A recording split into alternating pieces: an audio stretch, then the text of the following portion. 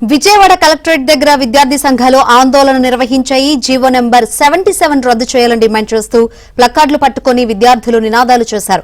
గత 2 ఏళ్లుగా fee reimbursement బకాయిలు విడుదల కాలేదని, ఫీజులు కడితేనే సర్టిఫికేట్స్ ఇస్తామని కళాశాల యాజమాన్యాలు చెబుతున్నాయని విద్యార్థి సంఘ నేతలు ఆరోపించారు. పెండింగ్ స్కాలర్షిప్, ఫీజు రియంబర్స్మెంట్ నిధులను వెంటనే విడుదల చేయాలని విద్యార్థి సంఘాలు డిమాండ్ చేశాయి. తమ డిమాండ్లపై కలెక్టర్కు విద్యార్థి సంఘం నేతలు వినతి పత్రం అందించాయి.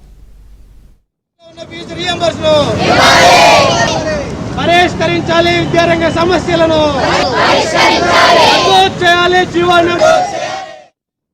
ఈరోజు కూటమి ప్రభుత్వం అధికారంలోకి వచ్చిన తర్వాత ఈ రాష్ట్రంలో విద్యార్థులకి మేలు చేస్తారని విద్యార్థులందరూ ఆశించారు. కానీ విద్యార్థులు మేలు జరగకపోగా విద్యార్థులకి తీవ్రమైనటువంటి నష్టం జరుగుతూ ఉంది.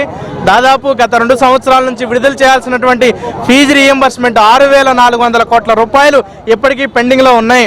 విద్యార్థులు కాలేజీలకు వెళ్తుంటే మీరు ఫీజులు కడితేనే విద్యార్థులకి సర్టిఫికెట్లు ఇస్తామని ఈరోజు యాజమాన్యాలు చెప్తా ఉన్నారు. యాజమాన్యాలు కూడా బాధ కూడా మేము ఫీజులు ప్రభుత్వం నుంచి రాకపోతే మేము కాలేజీలు ఎలా నడపాలి అనేటువంటి ఆవేదన కూడా చెందుతా ఉన్నారు.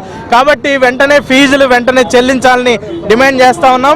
అదేవిధంగా జీవో నెంబర్ 77 అధికారంలోకి వచ్చిన 100 రోజుల్లో రద్దు చేసి పీజీ విద్యార్థులందరికీ ఫీజు రింబర్స్మెంట్ ఇస్తామని చెప్పారు.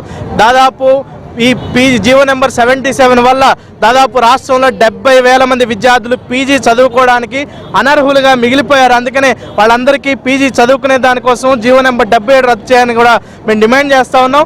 అదేవిధంగా ఈరోజు సంక్షేమ హాస్టల్లో చాలా అధ్వానంగా ఉన్నాయి. నేను చెప్పడం కాదు, స్వయాన రాష్ట్ర న్యాయస్థానం ఈరోజు విజయనగరం లాంటి చోట్ల 228 మంది విద్యార్థులకి ఒక వాష్రూమ్ ఉందని న్యాయస్థానం పేర్కొంది. కాబట్టి రాష్ట్రంలో చాలా అధ్వానంగా ఈరోజు సంక్షేమ హాస్టళ్ళు ఉన్నాయి. ఈ సంక్షేమ హాస్టళ్ళకి నిధులు కేటాయించాలి.